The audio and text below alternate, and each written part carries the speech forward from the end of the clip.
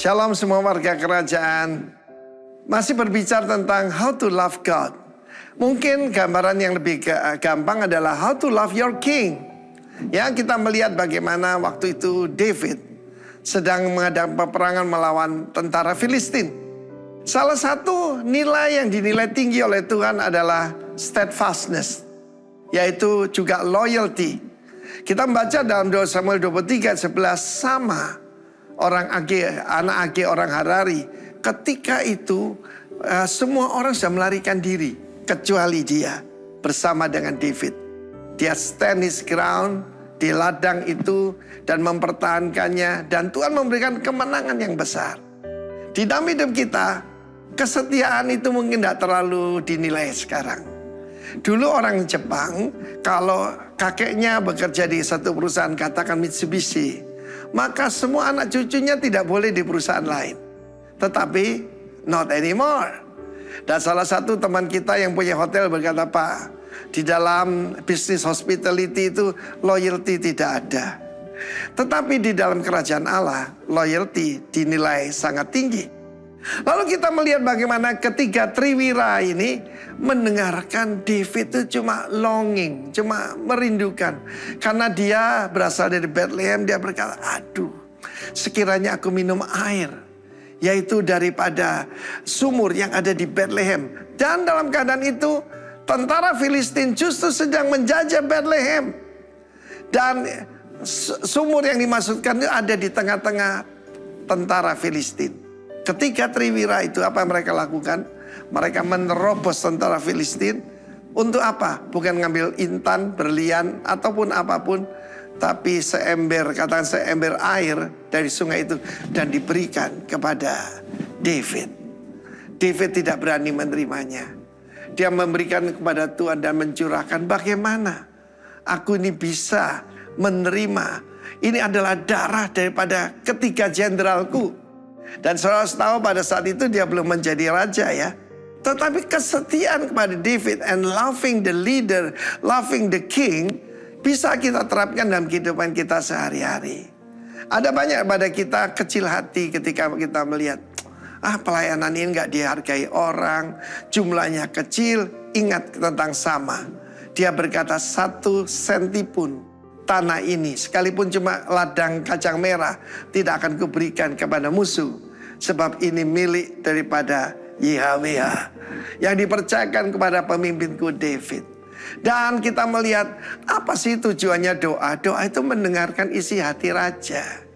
Dan isi hati raja itu harus saya ingat satu hari ketika saya berdoa, saya bilang, Lord, what must I do? Dia berkata, cari Jimmy. Ada seorang teman saya namanya Jimmy. Saya datang cari dia, ternyata dia sudah meninggalkan keluarganya. Saya cari sampai ke Jakarta. Dia bersama wanita lain. Tetapi ketika dia bertobat, seluruh keluarga besarnya bertobat. Dan itulah saudaraku, saya percaya, that's the way to loving the king. Saya sampaikan beberapa minggu yang lalu bagaimana to love God adalah menuruti perintahnya. Dan ini lebih tinggi, mendengarkan isi hatinya. Dan isi hati Tuhan cuma satu, jiwa-jiwa, dan ada lain. Dan bahkan dia berkata, 1 jiwa manusia lebih berharga dari seluruh harta di bumi ini. Kiranya Tuhan memberkati. Love God and serve Him only. Haleluya. Amin. Shalom Bapak Ibu Saudara-saudara sekalian. Puji Tuhan, saya mengucapkan selamat hari Minggu, selamat beribadah. Kami mau beribadah dengan sukacita. Untuk itu kami mengundang Bapak Ibu berdiri untuk memulai ibadah ini. Memberi salam kanan kiri Bapak Ibu saudara-saudara sekalian. 5-10 orang katakan, Tuhan mengasihi kita.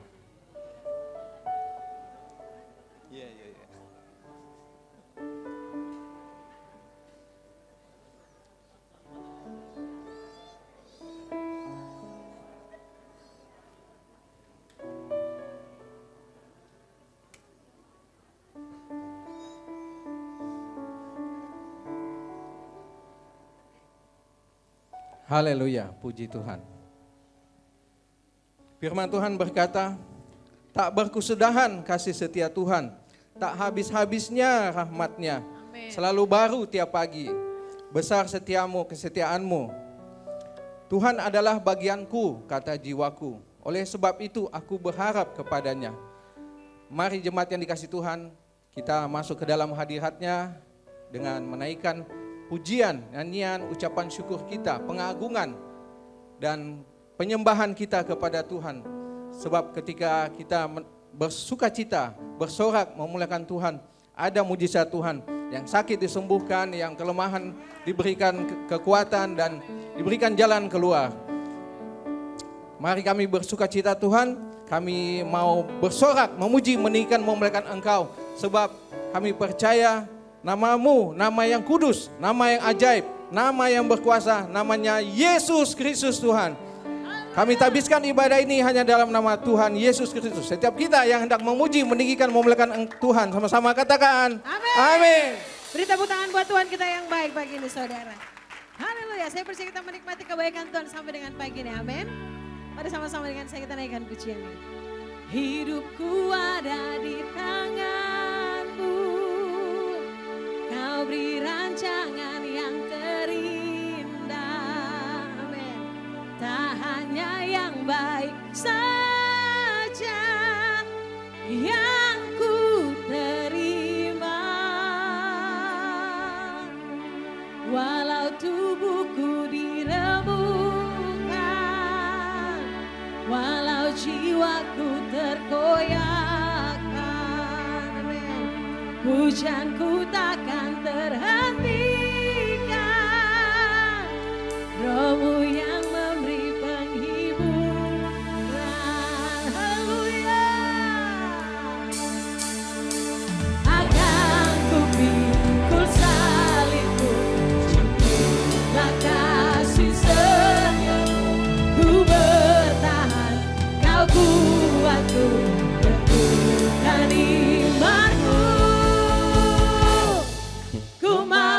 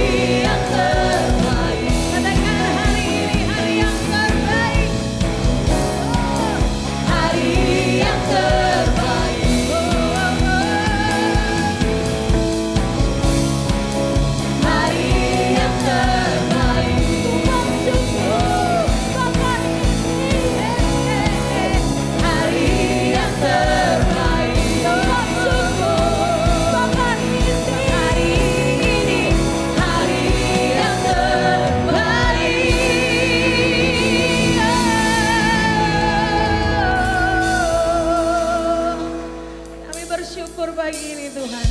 Sebab anugerah-Mu tidak pernah habis buat setiap kami pagi ini. Hanya anugerah-Mu saja itu cukup bagi kami Tuhan. Terima kasih Tuhan Yesus.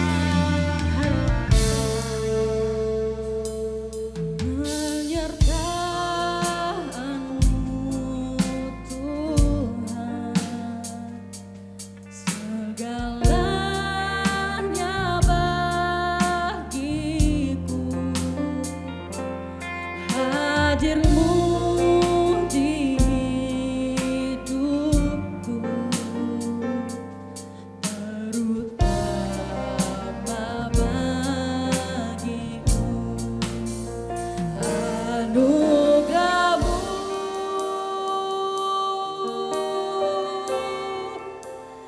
anugerah-Mu,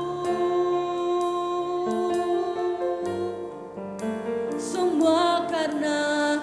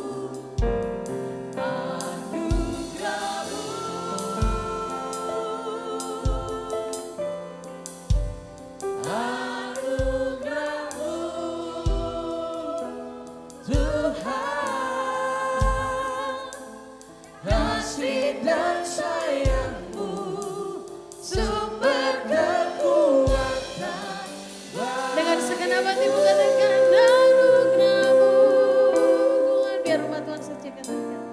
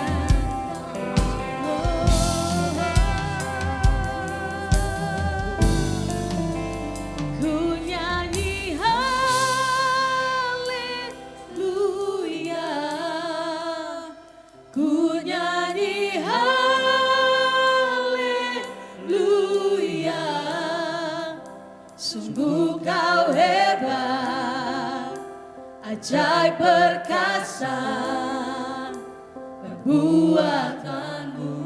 Kami nyanyikan haleluya, ku nyanyi haleluya,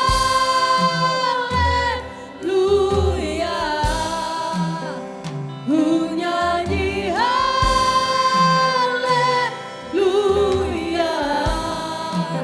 Sungguh kau hebat, ajaib perkasa perbuatan. Kami nyanyikan haleluya, oh, oh. Ku nyanyi haleluya,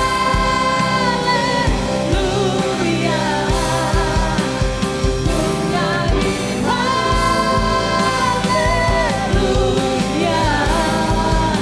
Sungguh kau hebat, ajaib perkasa perbuatanmu. Kami nyanyikan haleluya, ku nyanyi haleluya, ku nyanyi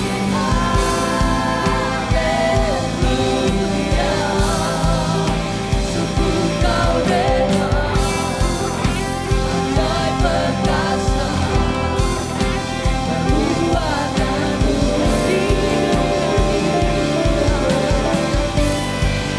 Hidupku, ku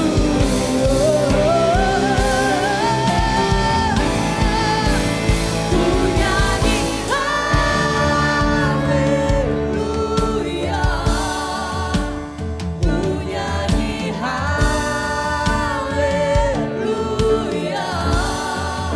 Sungguh kau hebat, ajaib perkasa perbuatanmu. Ku nyanyi haleluya, haleluya, ku nyanyi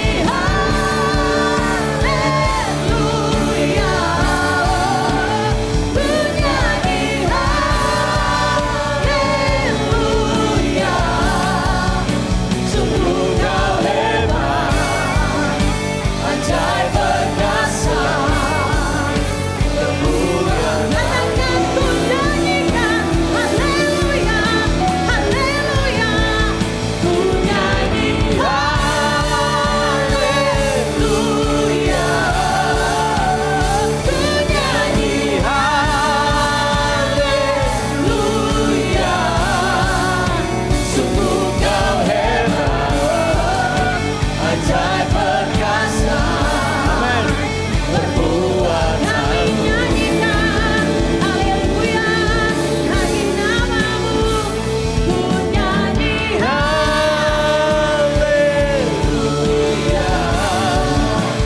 ku nyanyi haleluya. Sungguh kau hebat, ajaib perkasa perbuatanmu. Hidupku,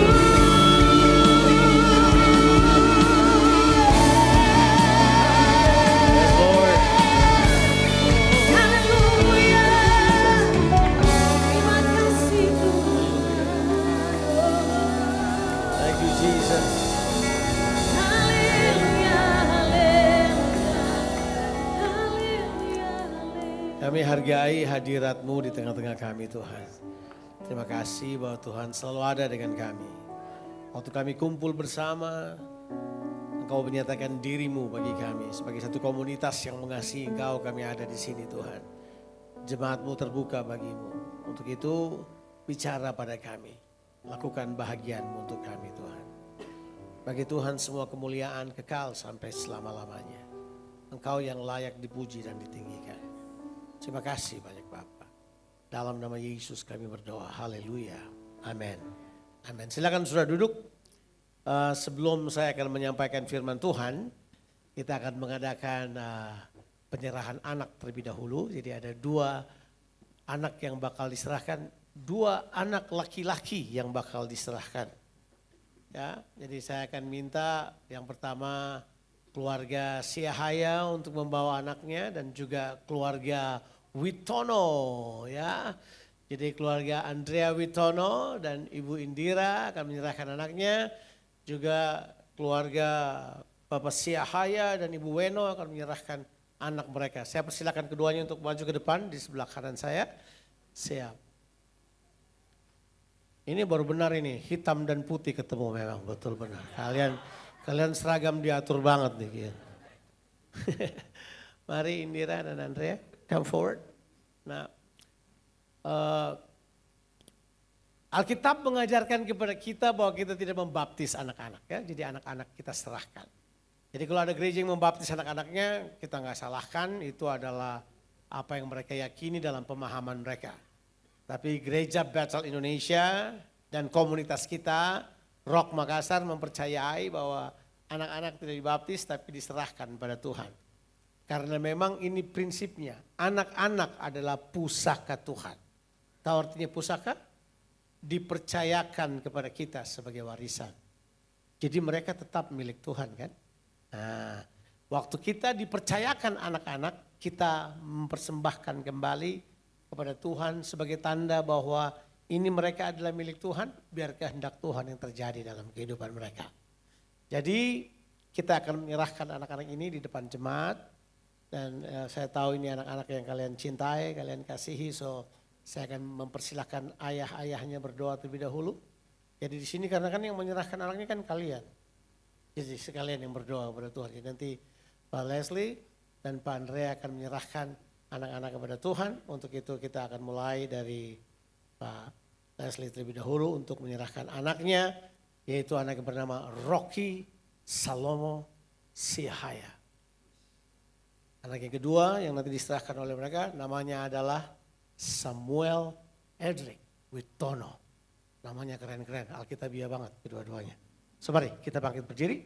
Why don't we stretch our hands and bless these two couples in the front to surrender the kids. Silakan. Tuhan, Kau Allah yang luar biasa. Kami hari ini Tuhan, hamba bersama istri sebagai orang tua, kami bersepakat akan menyerahkan anak terkasih kami. Kami bersyukur buat anugerah yang Tuhan buat dalam kehidupan keluarga kami. Semenjak dia dalam kandungan sampai dilahirkan dan sampai hari ini Tuhan, kami percaya dia ada dalam perlindungan Tuhan. Kami mengucap syukur buat sebuah kebaikan-Mu Tuhan. Hari ini di hadapan jemaat-Mu, di hadapan umat Tuhan-Mu, kami bersepakat, kami menyerahkan anak terkasih kami, Rocky Salomo Siahaya dalam tangan-Mu Tuhan. Sebab kami percaya Tuhan yang akan meng-create kehidupannya, masa depannya ada dalam kehendak-Mu, ada dalam tangan-Mu, ada dalam kuasa-Mu. Kami percaya Tuhan, anak ini menjadi anak kesukaan-Mu Tuhan, anak kebanggaan-Mu Tuhan. Kau memberkati dia dalam pertumbuhan, bertumbuh di dalam roh takut akan Tuhan. Bahkan kami percaya dia menjadi garam, menjadi terang dimanapun dia berada nanti Tuhan. Sebab Tuhan akan menjanjikan dia kepala dan bukan ekor, naik dan tidak akan pernah turun. Kami percaya satu saat kami akan melihat Rocky Salomo melintasi bangsa-bangsa. Sampai ke ujung bumi nama Tuhan dipermuliakan lewat anak ini. Terima kasih Tuhan Yesus, kami mengucap syukur di dalam nama Yesus. Haleluya, amin.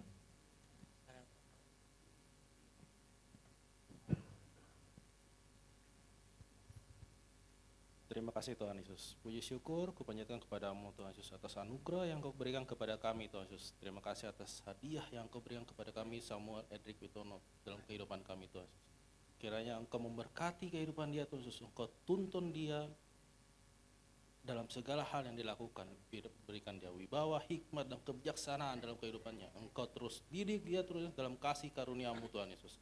Engkau tutup bungkus dia kuasa darah-Mu Tuhan Yesus. Engkau bersama-sama dengan kami semua Tuhan, Kau jaga Tuhan. Kami ingin serahkan Samuel ke dalam tangan-Mu Tuhan Yesus.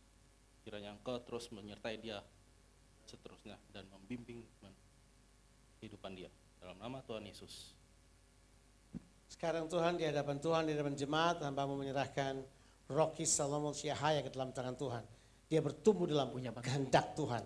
Aku berdoa sekalipun dia masih muda, rohnya akan terus terbakar karena Tuhan. Diberkati oleh Tuhan. Juga menyerahkan Samuel Edric Witono ke dalam tangan-Mu. Tuhan, biar anak ini sekalipun dia masih muda, dia rohnya akan menangkap kehendak Tuhan, rohnya akan mengerti kehendak Tuhan.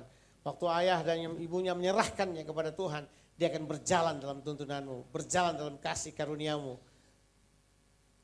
Anak ini akan memimpin, anak ini akan menjadi seorang yang akan memberkati banyak orang. Anak ini akan melakukan apa yang Tuhan kehendaki dalam kehidupannya. Man, his eyes. Haleluya. Kamu akan menjadi seorang anak yang berani mengatasi banyak hal. Tuhan menyertai engkau. Bapak, aku berdoa buat keluarga Siahaya Weno untuk mendidik anak ini dipakai oleh Tuhan. Supaya kemudian Rocky akan bertumbuh dalam pengenalan akan Tuhan.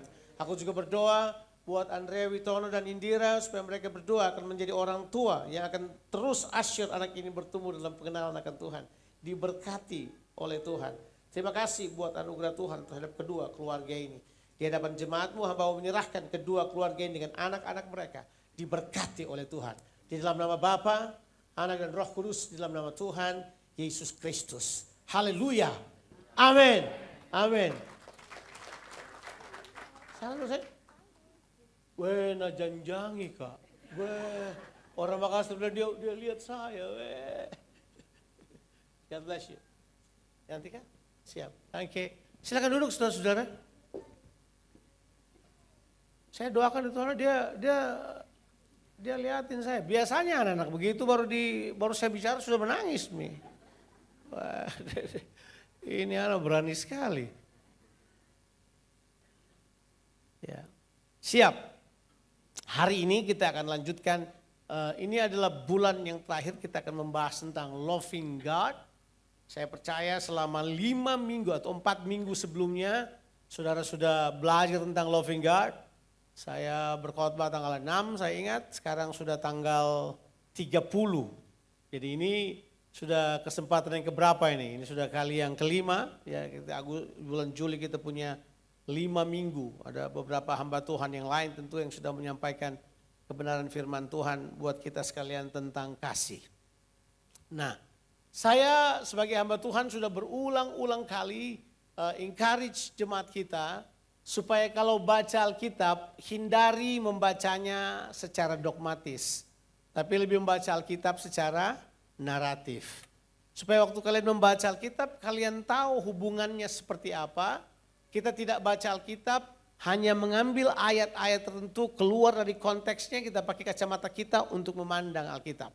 Nah tentu sudah tahu bahwa passion saya supaya jemaat kita adalah jemaat yang bergairah membaca Alkitab secara kontekstual, membaca Alkitab sesuai dengan apa yang dimaksudkan. Supaya kita tidak kemudian menerjemahkannya, bahasanya itu seenak perut kita aja. Kita maunya gini, kita buat seperti, tapi enggak. Kita mau melihat Alkitab secara naratif. Ini sebenarnya cerita ini dibangun seperti apa ya. Supaya kemudian kita paham betul. Kalau misalnya saya tanya pertanyaan ini pada saudara. Nah kita tahu dalam kata kasih, itu kata kasih. Bilang dulu kasih. Ya, kita sudah tahu bahasa Yunaninya kan, bahasa Yunaninya adalah agapao atau agape. Kita tahu itu kan. Tapi kalau bahasa Ibraninya apa? Kasih itu. Nah itu, katanya dari kata ahav. Ahav. Ya, dari kata itu pernah kalau saudara pergi ke Israel, terus jual ada kosmetik namanya ahava. Nah itu dari kata itu. Ahav. Ahav itu artinya adalah to love, mengasihi. Tapi tahu enggak saudara? Kata ahav itu muncul di Alkitab pertama kali di mana? Ada yang tahu enggak? Nah, dari kitab Kejadian 1 sampai Kejadian pasalnya yang ke-21, kata kasih tidak pernah berdiri sendiri. Selalu kata kasih muncul dengan keterangan yang lain. Misalnya kasih karunia. Kata itu muncul pertama kali di Kejadian pasal 1 ayatnya yang ke-6. Tidak datang dengan kata ahav. Datang dengan kata Cain, karena itu memang artinya adalah kasih karunia. Muncul di kata yang lain adalah kasih setia. Itu sama juga, kata yang dipakai di dalamnya sudah berhubungan dengan kata chesed, berhubungan dengan pakat setia, perjanjian dengan Tuhan. Tapi kata kasih itu sendiri, tahu nggak? Baru muncul, nah saudara pasti kaget, di Kejadian 22. Pertama kali kata ahav muncul itu adalah Kejadian 22. Itu berhubungan dengan hubungan kasih Abraham pada Ishak. Masih ingat katanya berbunyi begini, lama setelah itu Tuhan apa? Menguji Abraham dan berkata begini, bawalah anakmu yang kau kasihi itu. Ya kan? Jadi dibawalah anakmu yang kau kasih. Itu kata pertama kali. Kata Ahaf muncul di Alkitab. Nah saya bukan tipe yang selalu mengakui bahwa the first mention itu penting. Itu mungkin salah satu hermeneutik yang tidak harus kita pakai selalu. Tapi kata itu menunjukkan bahwa kata itu dekat sekali dengan hubungan penyembahan. Sebab sama juga. Kata kasih dan kata penyembahan muncul pertama di pasal yang sama. Aneh ya? Apakah itu terjadi secara kebetulan? Mungkin juga tidak. Kata-kata kasih dan kata penyembahan. Sebab kata penyembahan itu, kata syakah itu, kata menyembah yang ditulis di Alkitab kata pertama muncul di Kejadian 22. Jadi kata kasih dan kata penyembahan muncul di dalam sebuah pasal yang sama. Artinya adalah kasih. Nah kasih ini kemudian menjadi sesuatu yang sangat penting buat kita. Karena memang Alkitab secara menyeluruh mengatakan bahwa Allah adalah kasih. Nah, saya cuma mau ingatkan, saya tahu saudara pasti sudah lupa khotbah saya di sini tentang kasih, tapi saya ingatkan aja. Kasih itu pada awalnya adalah pribadi Allah. Jadi kasih itu bukan perasaan, bukan. Kasih itu pertama dia adalah pribadi Allah. Alkitab memperkenalkan kepada kita Allah adalah kasih. Dan kasih Allah kepada kita kekal sesuai dengan perjanjiannya. Kekekalan inilah yang membuktikan kepada kita bahwa kasih Allah itu kepada kita sempurna. Karena itulah pribadinya. Sama seperti sempurnanya pribadi Allah, begitu juga kasihnya kepada kita sempurna. Apa artinya sempurna? Tidak ada yang bisa menambahinya atau menguranginya. Dia telah komplit, dia sempurna. Punya pengertian ini, kasihnya tidak dapat ditambah lagi. Perbuatan baik saudara tidak mengubah kasihnya kepada saudara. Ada orang yang berkata kalau kita berbuat baik Tuhan lebih mengasihi kita. Tidak. Ada yang berkata begini, kalau kamu kurang berbuat baik maka Tuhan akan kurang mengasihi saudara. Jawabannya tidak. Perbuatan baikmu tidak menambahi kasih Tuhan pada saudara. Perbuatan salahmu tidak mengurangi kasih Tuhan kepadamu. Sebab kasih Tuhan kepadamu telah apa? Sempurna. Karena memang kasih itu keluar dari pribadinya. God is love. Allah adalah kasih. Itu tidak bisa diganti dengan yang lain. Itu berita Alkitab. Itu tak tergantikan. Allah yang adalah kasih ini adalah Allah yang mengasihi kekal. Tanpa syarat. Allah yang mengasihi dengan seterusnya. Tidak pernah tidak dia mengasihi kita. Dia selalu mengasihi kita. Bahkan dari pernyataan ini kita tahu. Kalau toh Allah mendisiplin kita. Saya pakai hati, katanya hati-hati sekali. Kalau toh Allah menghukum kita. Itu keluar dari kasihnya. Sampai di sini kita oke? Kalau Tuhan harus disiplin kita, arahkan kita, semua itu keluar dari kasihnya. Kasihnya. Dia tergerak oleh kasih terlalu banyak, lebih daripada apapun karena dia adalah kasih. Nah, catatan Alkitab ini penting sekali untuk kita lihat disebabkan karena Allah yang adalah kasih ini memperkenalkan dirinya kepada manusia.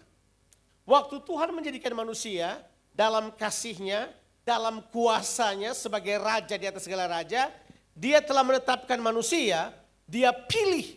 Karena kasihnya, karena rencananya, karena kuasanya, dia pilih manusia untuk menjadi perwakilannya di muka bumi ini. Itu sudah jelas. Jadi Tuhan tidak pernah menciptakan manusia untuk dibinasakan. Tolong dimasukkan di kepala saudara itu.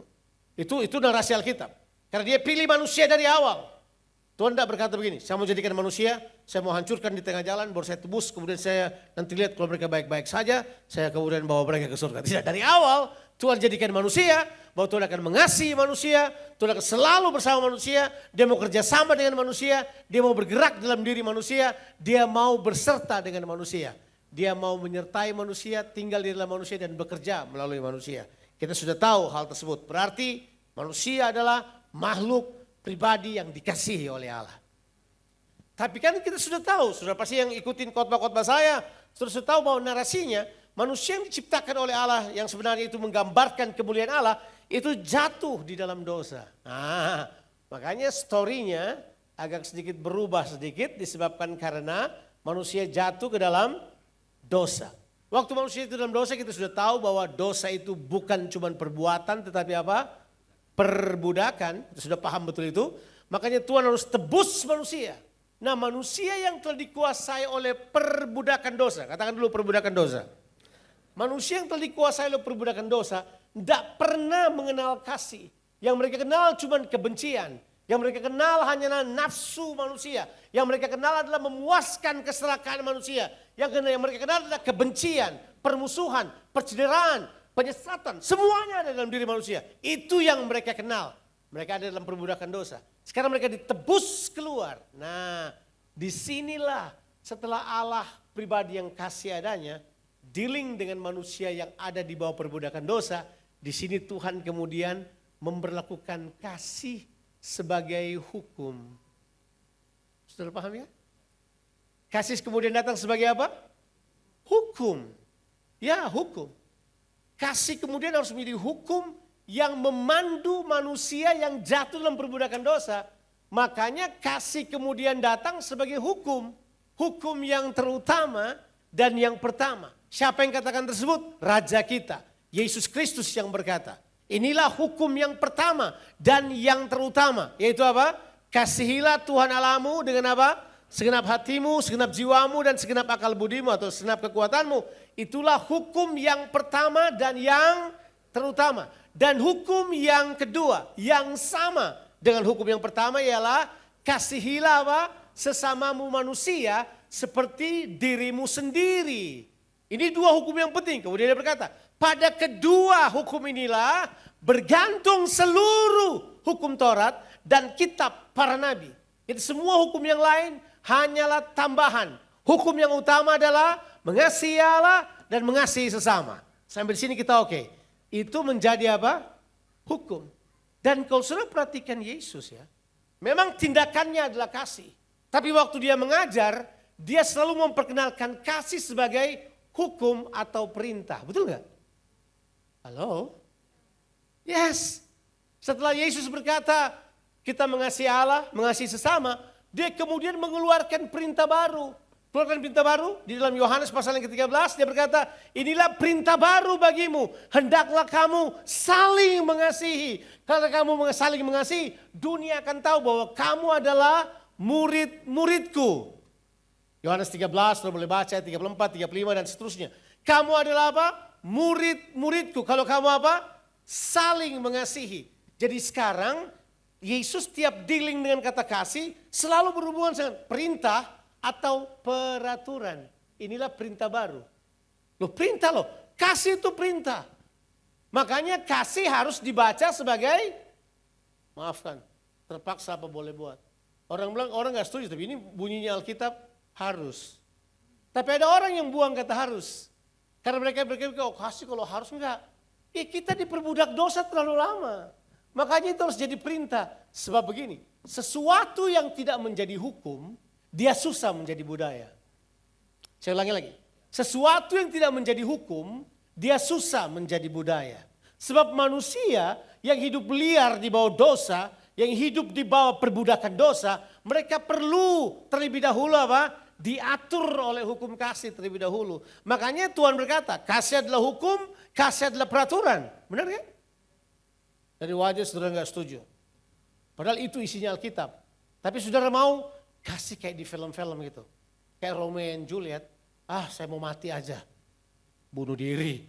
Kemudian jadi viral, itu kemudian jadi sesuatu yang penting. Itu aspek pengorbanannya. Tapi untuk kita orang berdosa, kita perlu dipandu oleh kasih. Perlu kadangkala. Yuk kita sekarang baca penjelasan Yohanes mengenai perintah-perintah itu. Kita mau baca boleh? Oke kita baca. 1 Yohanes pasalnya yang ketiga. Mari. Dan kata ini orang bilang, katanya kata harus itu gak valid. Jangan buat aturan sendiri, ini Alkitab yang tulis. Coba kita baca. 1 Yohanes pasalnya yang ketiga. Kita baca ayatnya ayatnya yang pertama terlebih dahulu. Coba kita baca ayatnya yang pertama terlebih dahulu. Bolehkah ditaruh di screen? Oke. Ditulis seperti ini. Lihatlah betapa besarnya kasih yang dikaruniakan Bapa kepada kita. Sehingga kita disebut anak-anak Allah. Dan memang kita adalah anak-anak Allah. Karena itu dunia tidak mengenal kita. Sebab dunia tidak mengenal Dia. Bilang dulu pertama, Allah mengasihi kita. Dia menjadikan kita anak. Setuju? Itu tujuan penebusan. Baca aja Galatia pasal 4 ayat 5 dan 6. Tapi ada fakta. Faktanya begini. Dunia tidak mengetahui hal tersebut. Bilang dulu, dunia tidak kenal. Dunia tidak kenal. Apa yang dunia tidak kenal? Hah? Dunia tidak mengenal kita yang saling mengasihi. Dan dunia juga tidak mengenal Allah yang adalah kasih. Sekarang saya tanya pada saudara. Kenapa dia harus menjadi hukum? Karena ada tanggung jawab yang harus kita bawa dalam kehidupan kita. Bahwa kita sekarang ini yang telah menerima kasih Allah, kata saya pilih hati-hati sekali. Kita mengemban tanggung jawab untuk menyatakan kasih Allah pada dunia yang tidak mengenal kasih itu. Pada dunia yang tidak mengenal kasih Allah. Kritikan terbesar terhadap gereja adalah gereja pintar khotbah kasih, tapi hidupnya tidak dalam kasih. Nah, orang yang ngomong kayak gitu berharap bahwa mereka dapat menyuarakan seolah-olah mereka mengasihi. Enggak. Waktu mereka ngomong begitu mereka sedang menyuarakan kebencian sebenarnya. Kemudian kita tahu bahwa orang boleh ngomong apa aja. Kita sebagai orang yang percaya mesti mengerti di pemahaman kita. Dunia tidak mengenal kasih. Dunia zero kasihnya. Mereka tidak tahu kasih. Oh, mereka tahu kebaikan, mereka tahu ajaran agama, mereka tahu semua yang disebut dengan moral, mereka punya semuanya. Tapi kasih itu hanya Allah yang punya. Hanya Allah. Kasih manusia nol. Gak ada. Manusia tidak mengasihi. Manusia yang diperbudak oleh dosa tidak mengenal kasih. Makanya Tuhan harus datang kasih hukum kepada kita. Nah, coba kita lihat ayat tersebut bahwa kita adalah anak-anak Allah karena kita lahir dari Allah. Sudah baca ide pasalnya ketiga. Nah, sekarang saya mau kasih tahu. Mau tahu tandanya anak-anak iblis kayak apa? Anak-anak Allah mengasihi anak-anak iblis. Coba kita baca ayat 10 di pasal yang sama. Coba kita lompat ayat yang 10. Sudah boleh baca yang di tengahnya, ya? Boleh. Inilah tandanya anak-anak Allah dan apa? Anak-anak iblis. Tandanya begini. Seorang yang tidak berbuat kebenaran tidak berasal dari apa? Allah. Demikian juga barang siapa yang tidak mengasihi saudaranya. Jadi ciri dari orang di dunia adalah tidak ada kebenaran dan tidak mengasihi. Itu cirinya. Tidak ada kebenaran dan apa? Tidak mengasihi. Apakah itu terlalu eksklusif? Oh, saya bilang untuk orang benar kita harus lihat seperti itu. Nah, sekarang lihat ayat yang ke-11. Sebab inilah berita yang telah kamu dengar dari mulanya. Yaitu bahwa kita apa? Bilang dulu harus. Harus itu apa ya? Harus itu apa? Perintah. Harus itu imperatif. Ya, kita harus saling mengasihi. Jadi mengasihi itu enggak rasa-rasa. Ada yang berkata, saya tadi susah mengasihi tapi di sini kemudian. Enggak, itu perintah. Kamu udah pakai perasaan kalau dalam perintah. Perintah harus ditaati. Imperatively kita harus melakukannya. Kata imperatif itu begini, kalau kamu enggak buat ada sanksi. Ya khotbah kayak gini enggak laku lah di zaman sekarang. Mana orang berani berkata lebih. Tapi ditulis tuh, dia bilang ini berita yang telah kamu dengar dari mulanya. Ya bahwa kita harus saling mengasihi. Sudah ya? Perintah. Bayangkan, saya udah teliti kata kasih selalu berhubungan sama perintah. Kalau untuk manusia, mengasihi harus saling mengasihi. Tapi kan kita tahu bahwa perintah ini bukan perintah yang tanpa alasan. Yang pertama karena begini, kita telah melihat kasih Allah. Bilang loh, kita telah melihat kasih Allah. Nanti di pasal 3 nanti ayatnya ke-16 dan 17 bilang kita mengenal kasih Allah. Kita mengetahui kasih Allah. Kita tahu kasih Allah. Kita paham. Yang kedua adalah kita paham karena kita mengalami kasih Allah. Kita memilikinya. Kalau kita sudah mengenal, melihat, mengetahui, punya gambar di kepala. Tapi toh tidak melakukannya. Itulah pemberontakan. Itulah perbudakan. Halo? Tapi kan kita gitu. Kita udah punya gambarnya, kita sudah melihatnya, Tapi kita menuntut orang lain buat terlebih dahulu. Harusnya kita aja yang buat. Gak usah menuntut. Saya beritahu untuk Rock Makassar. Kalau orang tidak mau mengasihi, kita akan tetap mengasihi. Kalau orang benci, orang cerita, kita tetap mengasihi. Iya kan? Karena itu memang tanggung jawab kita kok. Tanggung jawab kita kok.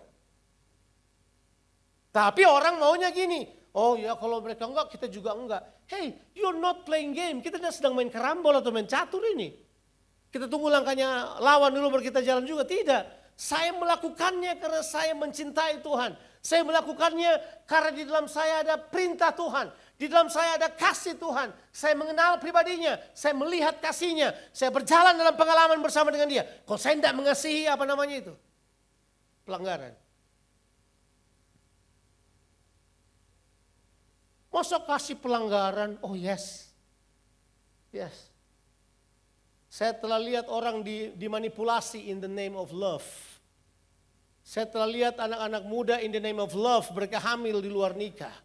Saya telah melihat orang dengan atas nama kasih, atas nama cinta, they being manipulated. Mereka dimanipulasi, mereka dihancurkan. Saya telah melihat hal tersebut. Dan itu bukan terjadi hanya dalam level orang percaya. Hamba Tuhan melakukannya, orang memakai nama kasih untuk memaksakan apa yang mereka inginkan pada orang lain. Tuhan tidak pernah buat itu. Adakah dari saudara pernah dipaksa oleh Tuhan? Tapi kalau orang tidak mengenal Tuhan, mereka berkata, saya dipaksa bertobat oleh Tuhan. Enggak, Tuhan tidak pernah paksa orang. Kalau Tuhan main paksa, mari saya beritahu pada saudara. Kalau Tuhan main paksa, seluruh dunia udah bertobat sekarang.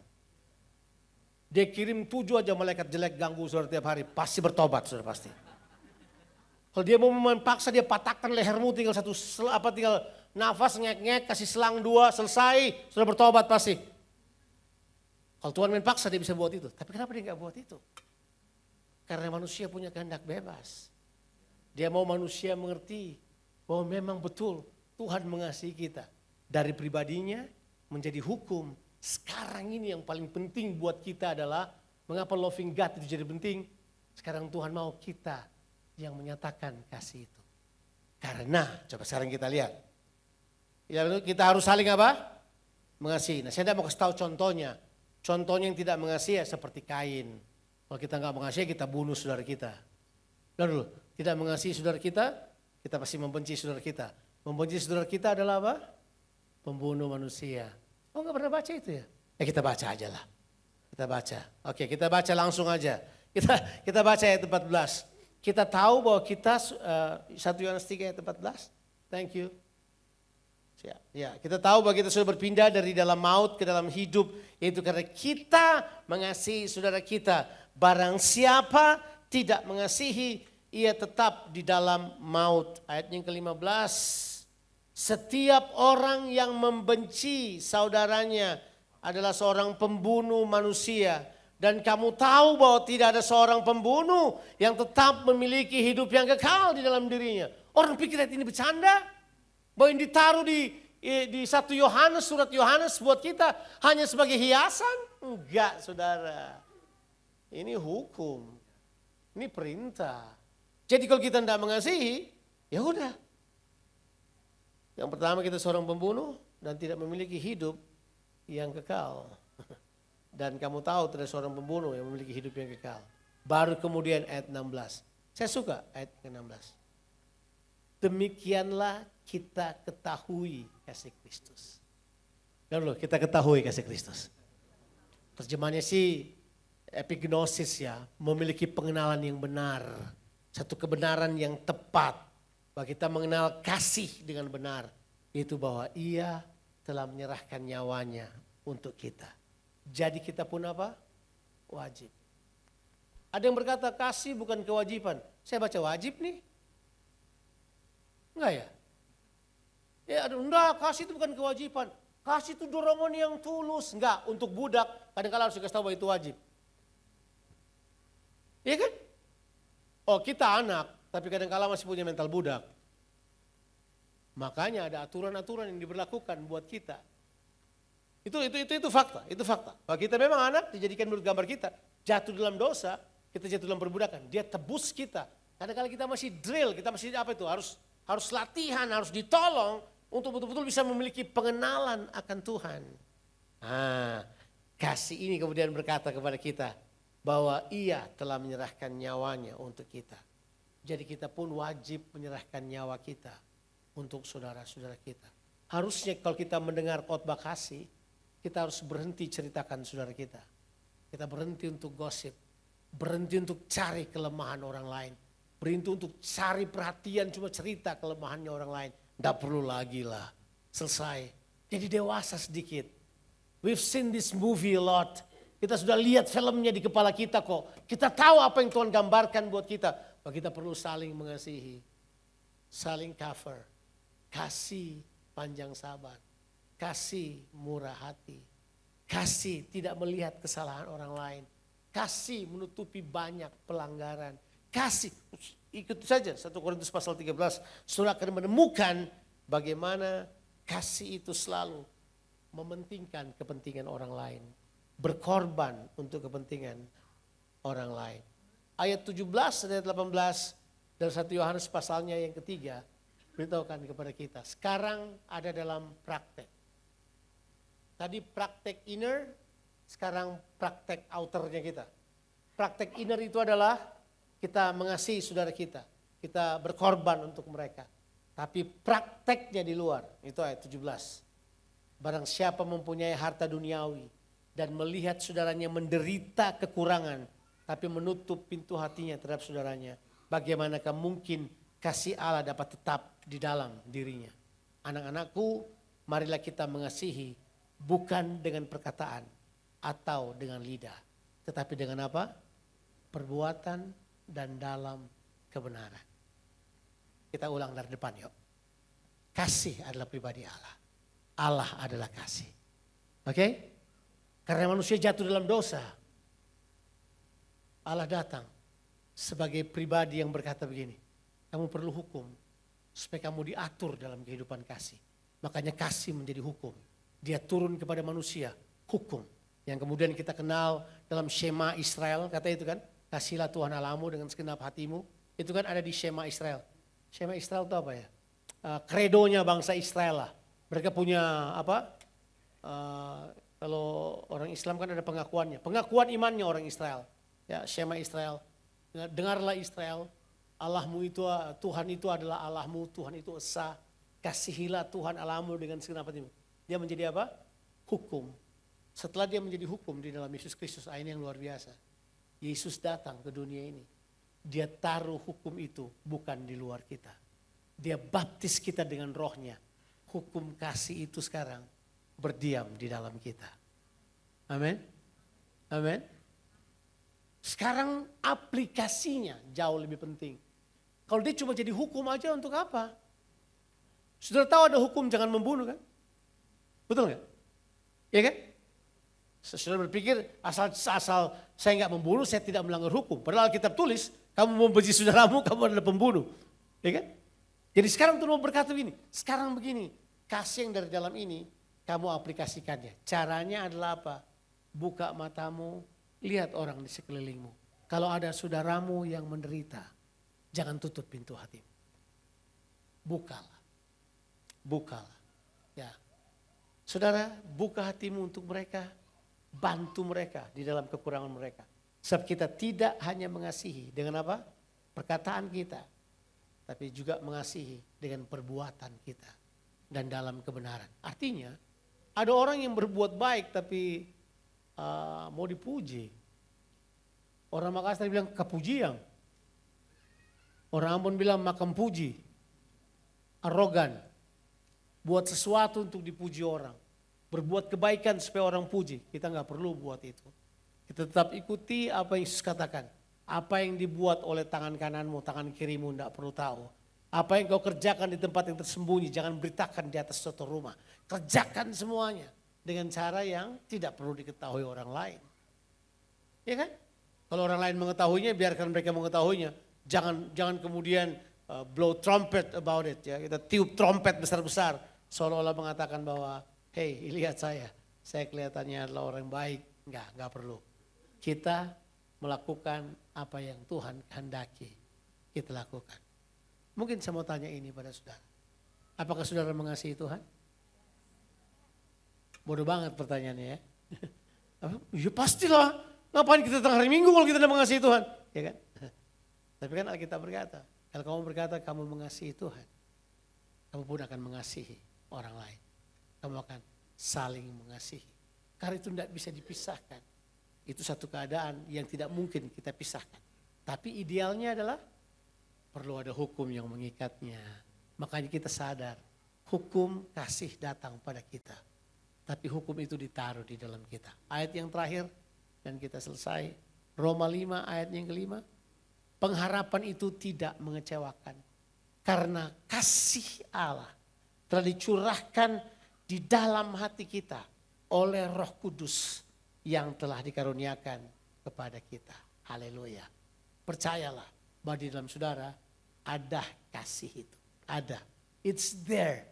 It's there. Ketika kebencian creep in ya, ketika kebencian datang, kita mau benci orang tua kita yang mungkin kita anggap mengecewakan, mau benci mertua kita, mau benci anak kita, mau benci orang dekat kita, mau benci pemimpin sel kita, mau benci teman kita. Kalau itu muncul, sudah mesti tahu, enggak, saya harus tutup pintu untuk hal tersebut. Lebih baik saya mempraktekkan hal ini yang dibuat oleh Yesus, yang dibuat oleh Petrus, yang dibuat oleh Paulus. Ketika orang membenci, kita memberkati. Ketika orang mengumpat, kita mengatakan kebaikan kepada mereka. Ketika orang berbuat salah kepada kita, kita sentuh mereka dengan kebaikan. Supaya kasih dapat terpraktekkan. Itulah kasih yang menjadi daging. Dia bukan cuma ide. Tuhan Yesus memberkati kita sekalian. Amin, amin. Mari kita berdoa, mari kita berdoa. Bapa di sorga, terima kasih buat kasih-Mu yang tak pernah berkesudahan. Terima kasih karena kasih-Mu telah dinyatakan.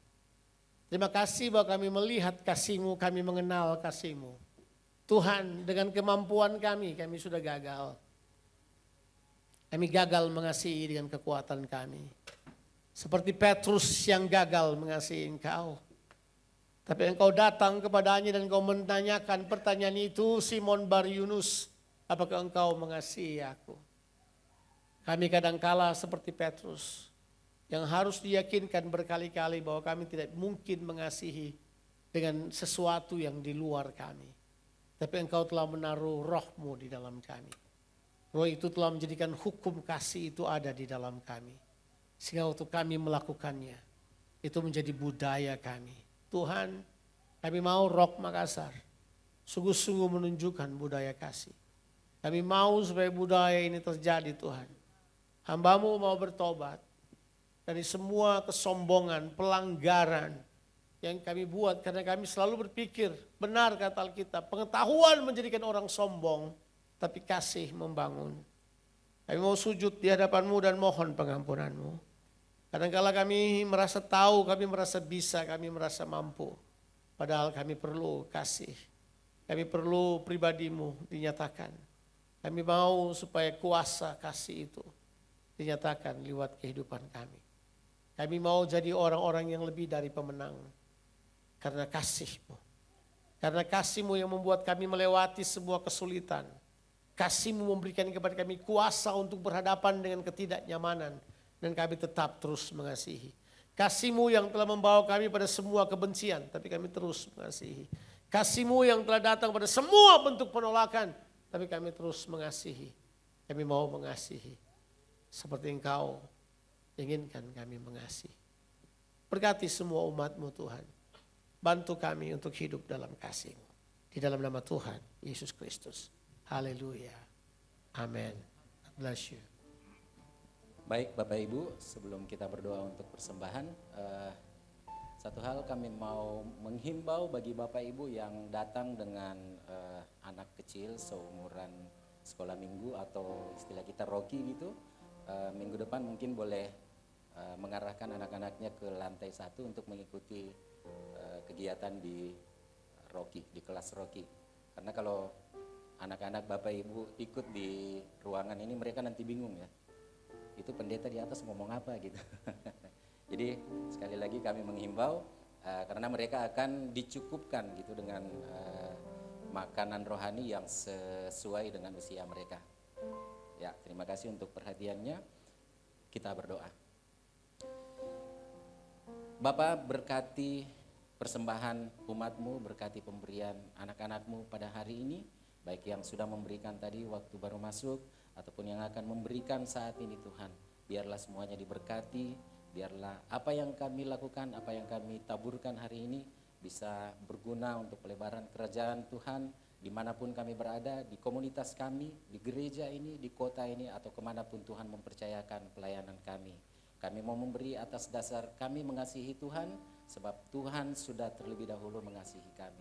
Terpuji namamu Tuhan Yesus, di dalam nama Tuhan Yesus Kristus kami berdoa, haleluya, amin. Haleluya. Adakah Bapak Ibu Saudara yang baru pertama kali hadir beribadah bersama kami pagi ini? Boleh megang tangan kalau ada.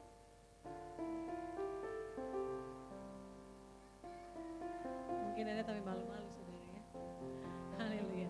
Mari kita akhiri ibadah kita siang ini. Kita bangkit berdiri saudara. Kita beri tepuk tangan dulu buat Tuhan kita yang terlalu amat baik buat kita pagi ini. Haleluya. Tak berubah kasih-Mu bagiku, mengalir di sepanjang hidupku. Takkan lepas setia-Mu bagiku,